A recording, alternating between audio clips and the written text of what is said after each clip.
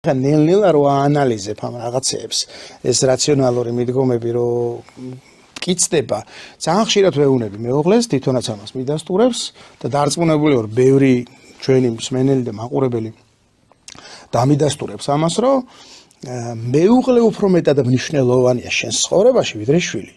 ნახეთ როგორ პარადოქსს ვამბობ.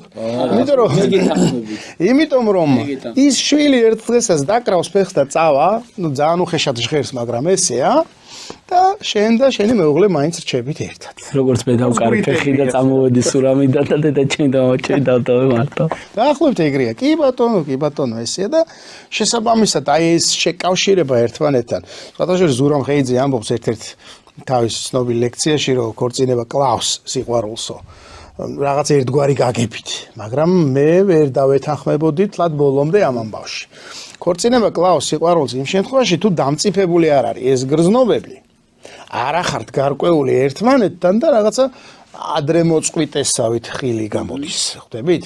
არც ის ვარ გარო ძალიან გადაამლაშო და გადამწიფდეს ის ხილი, რომ მე თავის დავტეს და ჩამოვარდეს. ეგეთი რეალობაც ვიცით ცხოვრებაში.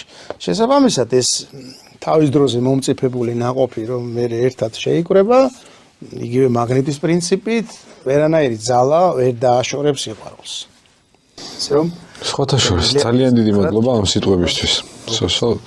ეგ სიტყვები ხარ რა თქვი, რომ მეუღლე უფრო მთავარი არისო, პირველად გავუბედე თქმა ნასვამმა. მეგობრების წრეში და ერთ-ერთი ჩემი მეგობარი ძალიან მაგრად გამიბრას და იმის მერე ვერიდები ხოლმე და ეხლა გამიხარდა, არ ვიცი, მე 100%-იანი გეთახმები. ჩემთან არ მორიდებია და უთქვამს, იმიტომ რომ მეც მაგაზრზე ვარ და ხშირად გვისაუბრია მაგაზე. თუმცა ეს რეალობა.